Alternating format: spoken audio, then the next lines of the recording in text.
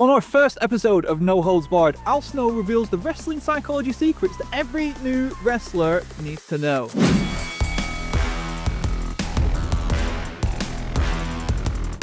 Hello and welcome to OVW No Holds Barred, the new show taking a behind-the-scenes look at all things Ohio Valley Wrestling. I'm Luis Costello, joined as always by my new co-host, Kian Fox. Kian, how's it going? Oh, good this side.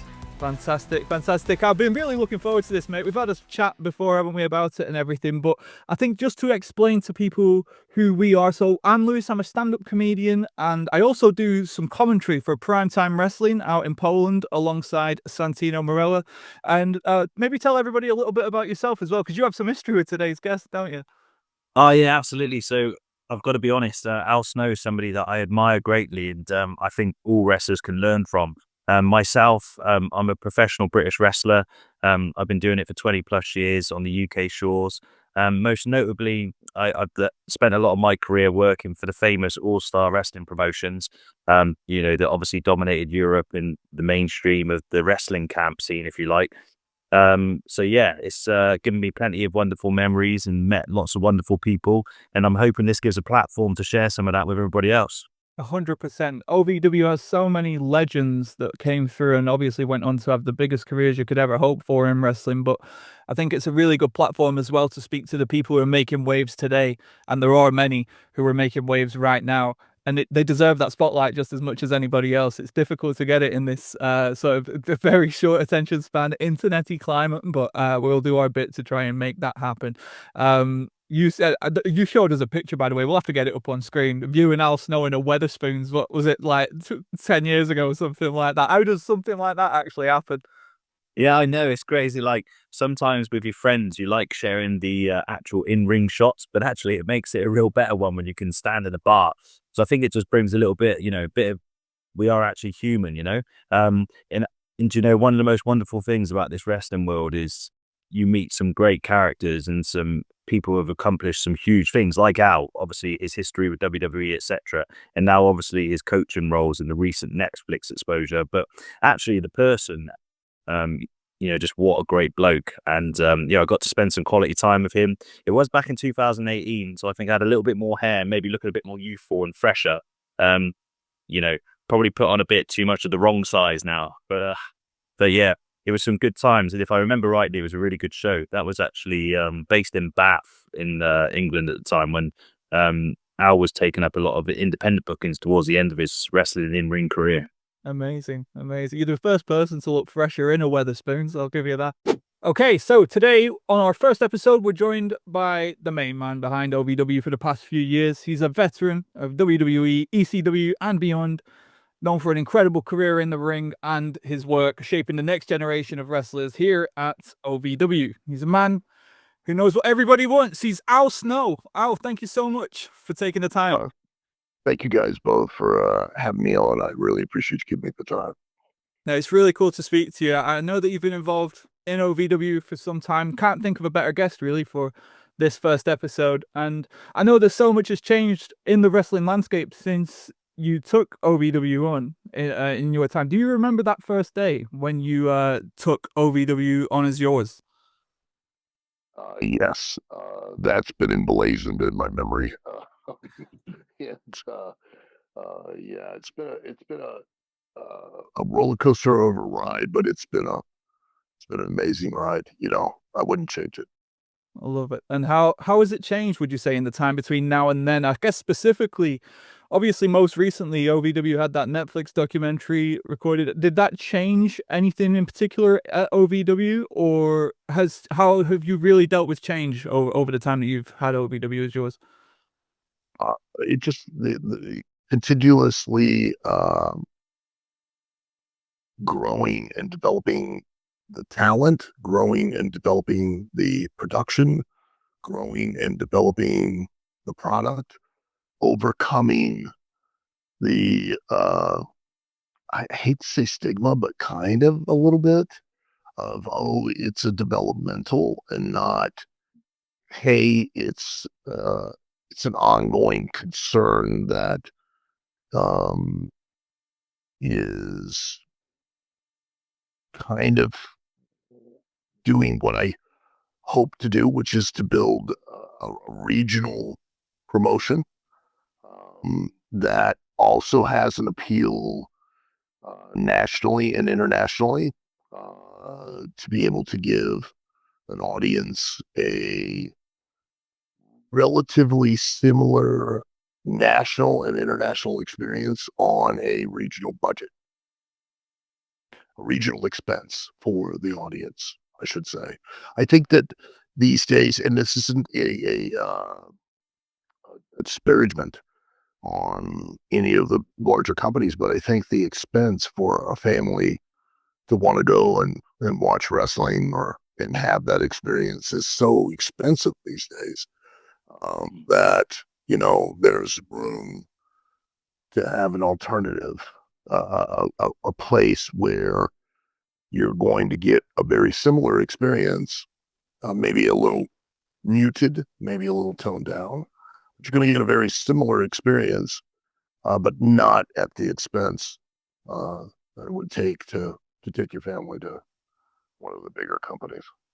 In terms of financials then now, in respects to the Netflix, how's that helped the company in terms of your exposure to obviously a greater, wider audience? Is it had a positive momentum? Is it helping you with local sponsorships and obviously any thinking towards the talent in terms of further developing them? It certainly did, have a big boost uh, for us. But prior to the Netflix release, we were on a trajectory to go up, and then once that came out, we went off with a rocket. Now, the big myth, the big misnomer is, oh well, you had Netflix, you're good, and it doesn't work that way. You get a brief, what we call a rub, for it'll last 6 to 8 months, and it's a springboard that allows you to then capitalize on it and try to capture that audience that's brought in from the notoriety. And we've done that to a point, and it's certainly because of that notoriety has opened up and allowed conversations in the realm of potential TV partners that we desperately want and need. That normally that conversation probably wouldn't have been broached, but being on Netflix kind of substantiates the existence of OVW and its viability, and then and giving some of the talent that level of exposure. But again, that exposure works the same way. It's a springboard. You know, it's not the be all end all. I wish it was, but it's not. Um, but no matter what, it's been a huge positive for OVW, for the talent, and for myself. I guess in terms of that ambition to create an alternative to, I mean, it's a perfect time to have an alternative right now. But like you said, to do it on this kind of budget would mean, I presume, doing the work of many different people all yourself. I presume you have a lot of different hats that you've got to wear. But I guess if you're ambitious and driven, that's part of the fun. So I wonder, what is your favorite part of the role that you do at OVW? I guess it's a very unique role. I think all of it, just watching it come together, and then watching an audience experience it the way that I want them to experience it. I think I think there might have been a moment where when Haley and Maria were in their match, and the audience at the end started to cry, and I was back there like, you know, they're crying, because that was the objective, that was the goal. Is that I wanted to elicit that emotion that they're not crying because of regret or remorse. They're crying because of the reuniting of the mother and the parent, the mother and the child.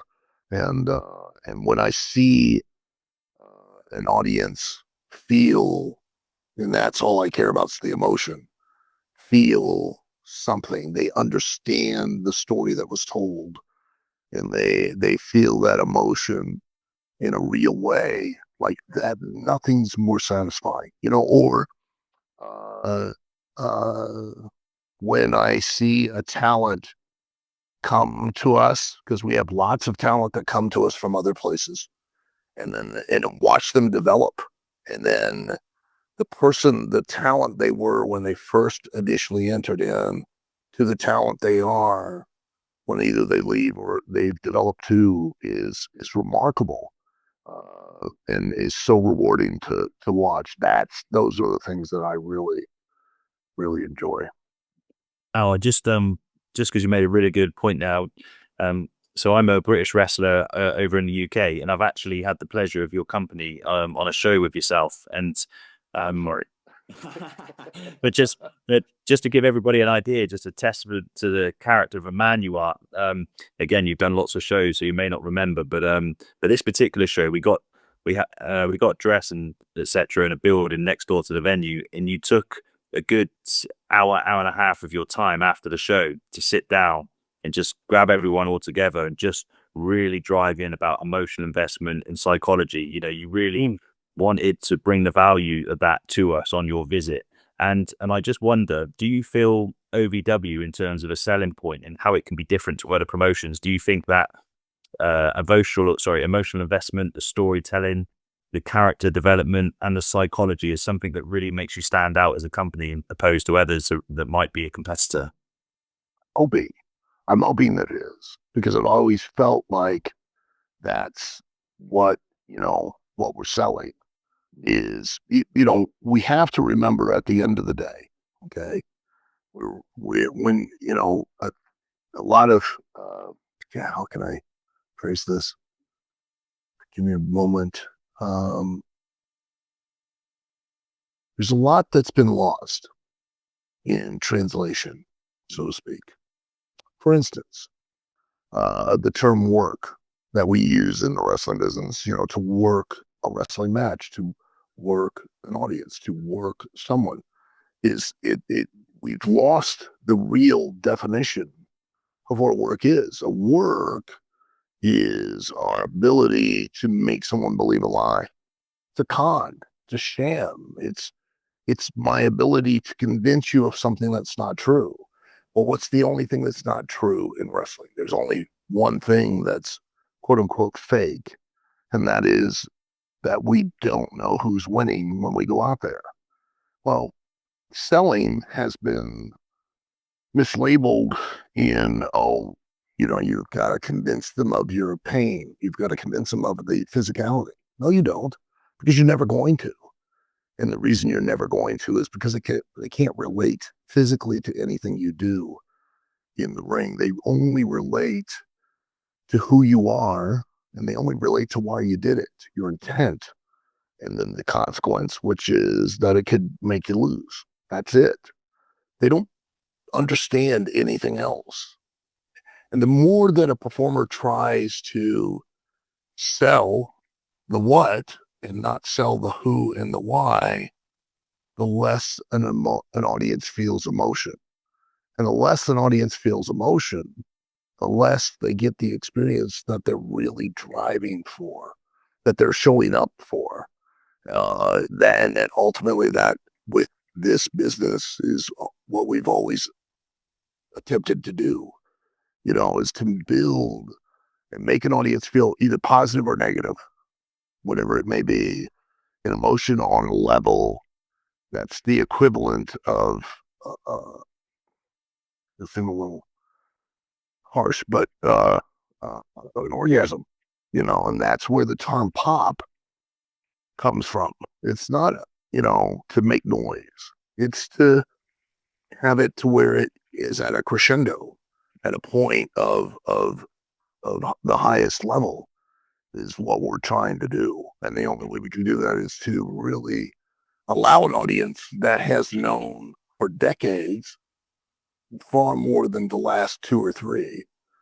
They've been, for decades, even in England, in the UK. I remember in the 70s watching Monty Python doing a skit, and it was two wrestlers, and they were professional wrestlers, and they would, they'd be aggressive, and then when they would grab each other, oh, Are you coming over for tea? You know, and yes, can't wait. How's the wife?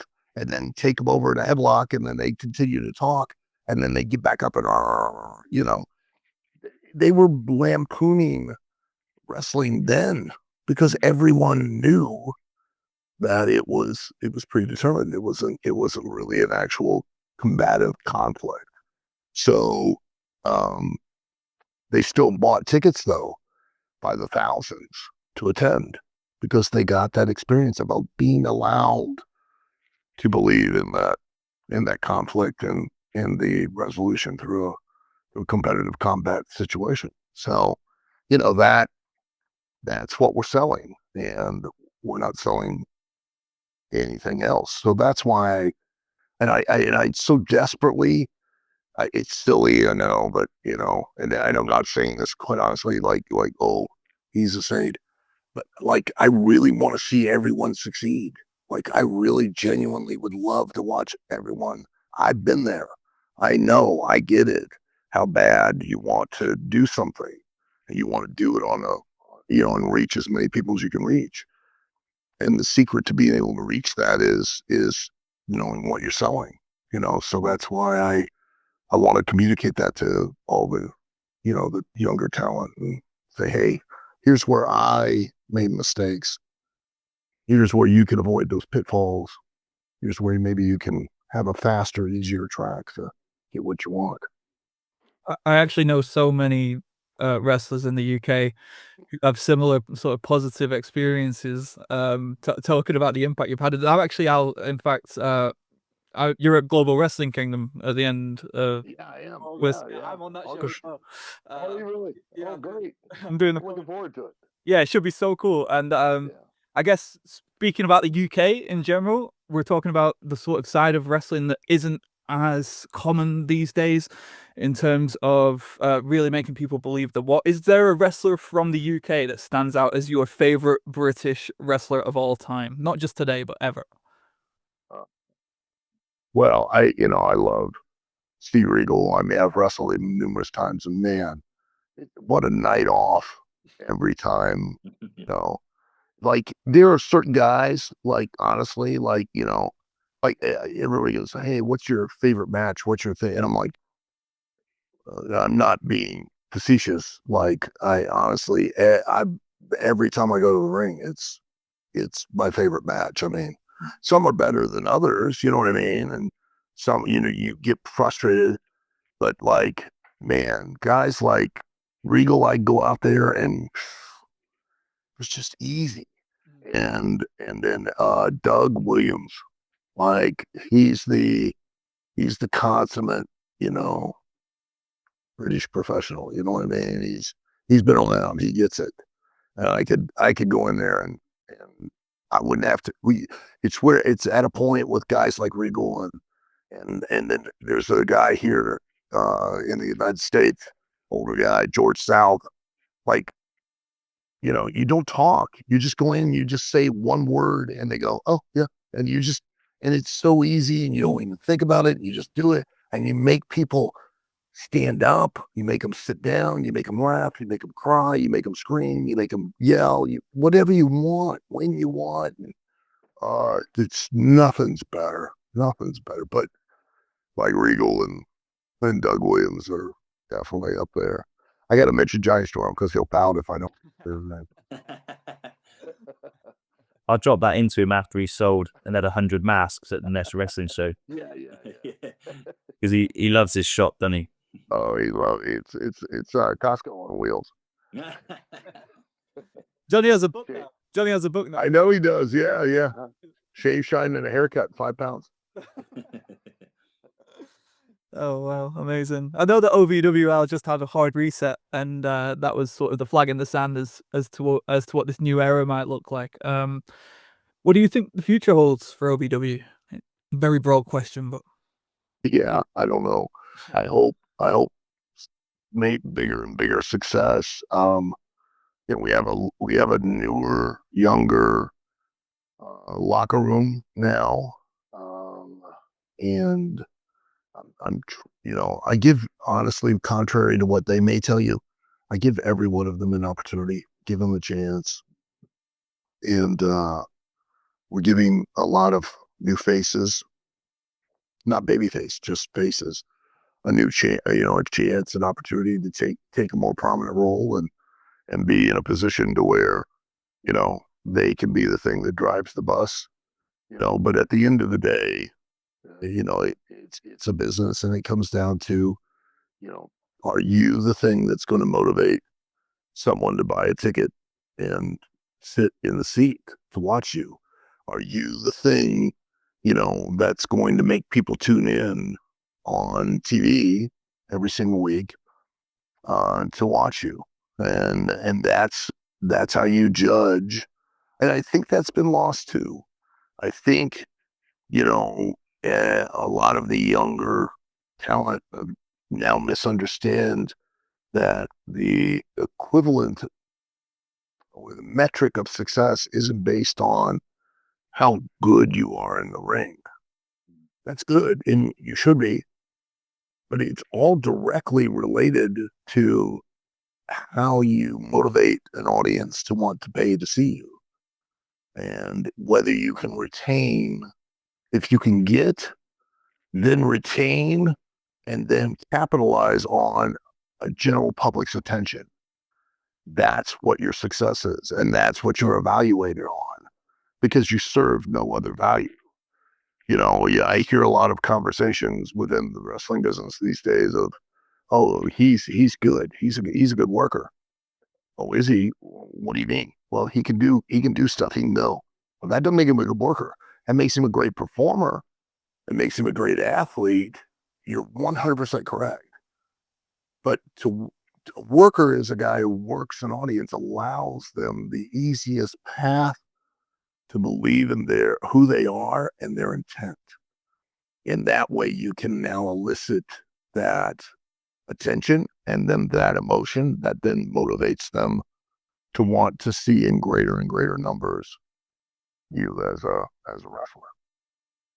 Oh, sorry, you just mentioned something there that me and Lewis were talking about previously, and I'm intrigued because like I said, I've listened to some of your psychology teaching and stuff before, and tried to take it into my own craft. But I'm very much a wrestler and performer that strongly believes, like I say, in the storytelling, in the character elements, and possibly my background is more of the family wrestling crowds, if you like, the stereotypical people, the wrestling camps, the family wrestling shows, the general public. But as you know, the term, the strong styles, the indie wrestling, these terms are thrown. Now, everyone's got their personal opinion on this, and, we might upset some people on the internet, me included. But, when you were sort of walking along the lines of the performer there, I can't but help agree. Like, I see a lot of stuff now where, oh my God, that's so cool. Or did you see that? That was sick. We're seeing guys hit the pile drivers, the Canadian destroyers, the lariat, and it's move, move, move, move. But where's the story? Where's the emotional connection? And I wonder how much of this, and in when you're saying about selling tickets now, so you can't argue, for instance, some of the guys on AEW who are pulling out some of these big moves, like they are selling tickets. They're getting over with a niche of crowd, like they're making business. But do they necessarily align with, perhaps your philosophies of teaching? And how do you create that balance with your own roster? Like, how do you deliver that psychology and adapt to modern trends? And how do you apply that to OVW? So here's what I would say.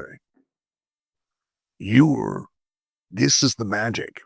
Mm. This is the one thing we all forget. You're free to do anything you want. Anything. You can do as much as you want, as little as you want. You can do it as often as you want, or as infrequently as you want. You're free to do anything.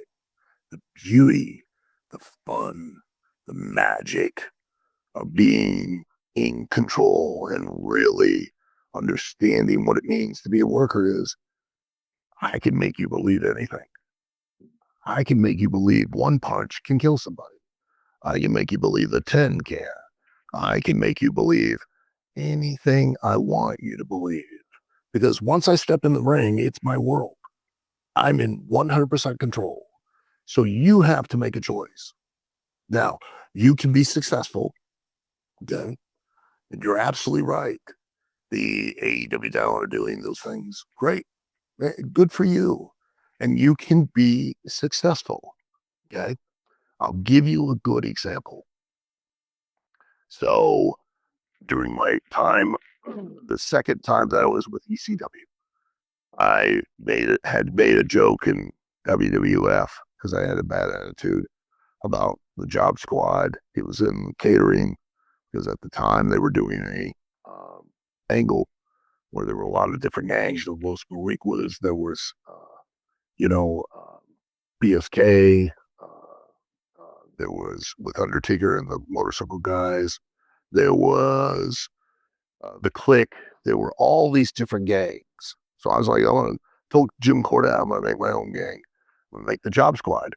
And, and I just went into this whole rant, because I didn't care. Because I had a bad attitude, which was my own fault. And I thought it was funny. And he's like, oh, I was going to have Barry Horowitz, Chris Candido, Skip at the time, Aldo Montoya. We were going to be a gang of our own. And he's like, you guys don't have any power. We have the most power in the company. He goes, what do you mean? I go, Barry goes out and works with the Undertaker. Undertaker tombstones him. Barry gets up, dusts the dust off his hair, walks out. Who had the power in that match? So the problem is, all of you actually think you're really winning and that we're actually losing. I said, that's the joke. So that's aside. So I go to ECW and everybody had heard about the Job Squad and they were like, oh, you got to make t-shirts. So here's your choice. Okay. I don't care what you can choose to do whatever you want to do. I, based on what I know, will help to keep the business alive, would suggest the latter, but you do what I don't care. I sold between the months, and this was in the infancy of the internet. Be aware of that. Okay. It was, you still had to send a check via mail, a paper check. You had to, there was just a website. There wasn't all this stuff now. eBay didn't exist. None of that. So be aware that if I had all of those tools, it would have been even more successful. All right. From a period of March of that year to October, I sold 3,500 t-shirts, Job Squad t-shirts at $25 a shirt. Was I successful? Certainly. Made a lot of money. Shirts didn't cost me but $5-6. Selling them for 25, shipping was $2, and I only sold them via that website and at the wrestling show. If I'd had the tools that I have now, what could I have done in that same span of time? I sold enough volume that when I'd signed the contract with WWE, they wanted to license the shirts. I said, go right ahead. Well, I can't wait. Here was the problem. I was able to sell them to a niche audience. They did not know or understand how to market them to a general audience that would understand a term that only a niche audience would understand. At the same time that I had that success with the Job Squad shirts, Steve Austin had shirts in every major retail outlet in the United States. He had them in every outlet in the mall. He had them in, and I'd beat every outlet. I'm not exaggerating when I tell you every outlet. He had them in every outlet at Target, Walmart, Costco, overseas. He had them in every outlet. Okay. He had them sold at flea markets. He had them sold. So you can choose. It's up to you. you can be successful. You're absolutely 100% correct. And you can market yourself to a niche audience, to just a wrestling audience. Go right in. It's your choice. Or you can develop yourself as a worker and you can market yourself to the general audience. And now you can be Job Squad successful, or you can be Steve Austin successful. It's your choice. You can make money, or you can make life-changing money. Which would you want to do? It's up to you. You know what I mean? And for us, because unfortunately, we all eat together and we all starve together. We all ate together because Steve Austin marketed himself to a general audience. If Steve had marketed himself and appealed to just the niche audience, we would have all starved together. Your choice. And you're free to make it. Because you're free to do anything you want to do in that ring the way you see fit to do it. I'm never going to dictate to you other than just two things.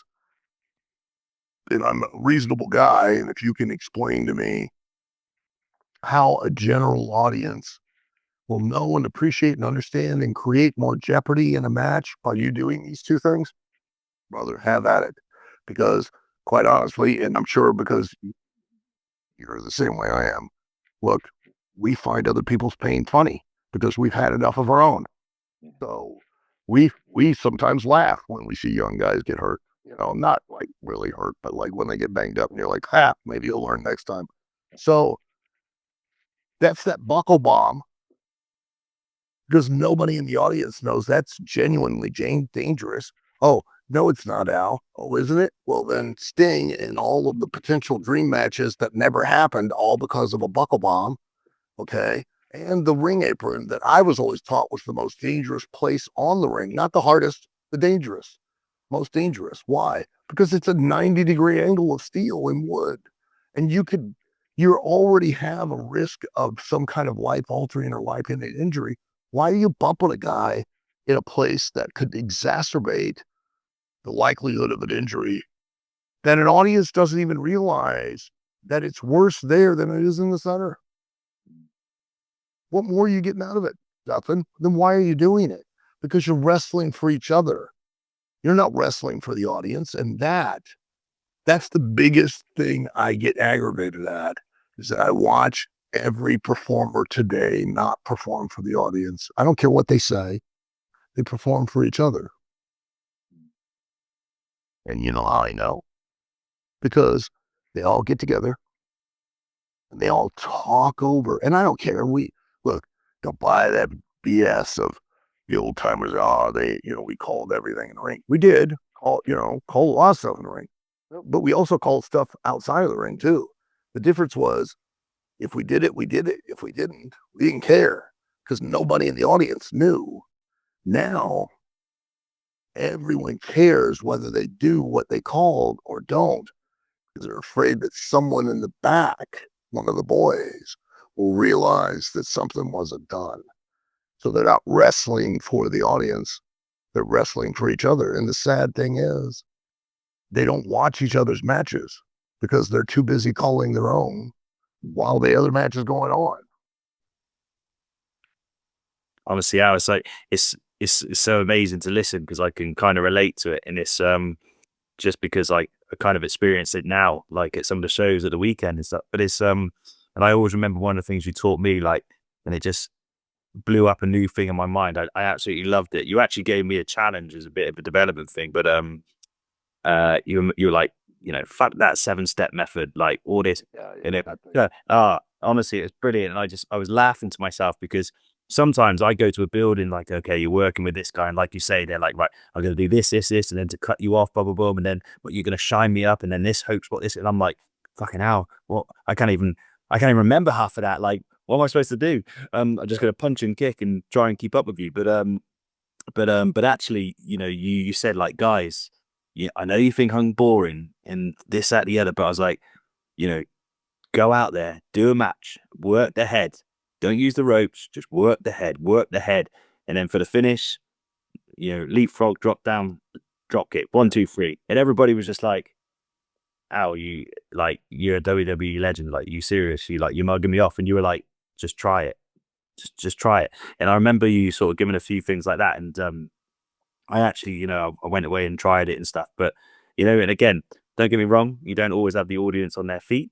Some appreciate it, some do. But the personal development that you get from it, and like you say, when you actually work for them, it brought a different aura. And I always remember those lessons. And could you imagine now if you went into some of these locker rooms and you told people to do that, like maybe on mainstream TV, like some people think you're off your lid, Sure, yeah, but it's because we've all lost the idea of what we're really selling. Everyone now sells what they do. Mm. Everyone. No one buys a ticket to see what you do. No one buys a ticket to believe in what you do, and they never will. They don't know. There's no way they can relate. They've never physically experienced what you're doing, but they can believe in who you are. And if they believe in who you are, and this applies to everything, doesn't just apply to wrestling, but applies to life. If they can believe in who you are, they'll believe in absolutely anything you say, and they'll believe in absolutely anything you do. You in the ring, you're no longer selling what you do. That doesn't mean anything. You're selling the intent behind why you're doing it. Why would you ever do anything in the ring? Well, and only for two reasons. One's to try to win, the other is to prevent losing. If something's done to you, you're not selling the pain, you're selling the consequence. You're selling the idea that, oh man, if he does that to me again, I might not be able to get up. I may not be able to continue. I might lose. It's like watching a race, two people running around a track, and as the only consequence to the run, to the race, is that someone falls behind and you visually see them struggling to catch back up. That's where you cheer. That's where you care. That's where it matters. That's the story that you're telling, is all based off of what would you do to win and prevent a loss through your heart, through your courage, through your skill, through your deception, through your ability to fool someone, through your aggression. That's what you're selling.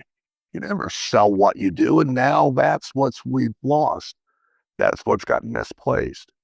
Is that now when you go to those shows and you're telling and everybody's, oh, I'm gonna do this, blah, blah, blah, blah, and that they are trying to sell and communicate to an audience what they do. That stuff's cool. I'm all for and care about and really appreciate the athleticism on a level that most people don't understand. Okay. I understand the spatial awareness. I understand timing, distance, footwork. I understand athleticism on a much different level than most people do. So I could have an even greater appreciation for that. Never going to elicit emotion. Going to elicit a reaction. It's going to get me to go, wow, that was great. It's never going to get me to go, oh, I hate that guy. Man, I wish I would lose. And that's what you're shooting for. And that's only through selling who and selling why. No ifs, ands, or buts. And that's what's lost. We now are so paint by numbers that we are now into that 7-step formula that never works, ever. It never, ever does business. And it never appeals to a mass audience. And that's why we're business wise, there's no reason why, both here in the United States, in the UK, around the world, there's no reason why we should not have a thriving, independent wrestling level. WWE is going to be WWE. It's going to be what it is, but there should be no reason why, like every other business model, every other business model has. WWE has a percentage of the market. Well, Target has a percentage of the market. Well, Costco has a percentage of the market. So, this business, mom and pop have this percentage. In wrestling, the only business model that exists where it's either WWE and then nothing. And the reason why is because WWE is an experience. It's gone beyond just even selling emotion. It's just selling the spectacle is what it is. Al, I've got. know. I'm sorry, we've run out of time on this call. We're Sorry, I apologize. devastating, but the good news is, this has been a perfect first episode. Oh, great. Well, Thank you enough. even better, I've hit a home run for it, which is, The insight, honestly, has I been. don't know what you call it in cricket because I've never understood that game. I don't think anybody does. We used to pretend we do, but I have to say thank you so much for taking the Well, time. thank you. Well, Kian, first guest in the books. Al Snow doesn't get much better than that, does it? I know. And wasn't he just the insight and the detail? I mean, like for some wrestling enthusiasts out there, and even some of the guys who are working on the scene, I think you can't argue. You could probably take a little pinch of a bit of a learning outcome from that as well. I know I did. It was absolutely fascinating for me. I didn't want to say when I was looking at the clock thinking we're running out of time, but just keep going. I'll keep going because I honestly, there was so much to gain from that. I'm sure new wrestlers, people like me in a commentary position, literally anybody who has anything to do with the show has something they could learn from that short little chat. So we'll definitely look to do a part 2 with Alan. We've got a lot of amazing guests coming up as well. But for everybody who's checked out this first episode, thank you so much for sticking with us and for showing your interest in a new project. We really appreciate it. And we're going to be back every 2 weeks with a new episode. If you've got ideas for guests you'd like to see, let us know. If you've got, because we're going to speak to Al again, if you've got any extra questions you'd like to throw Al's way, let us know and we'll ask them for you. And make sure you tune in 2 weeks' time and we will be back with a brand new episode of OVW No Holds Barred. Until then, see you soon.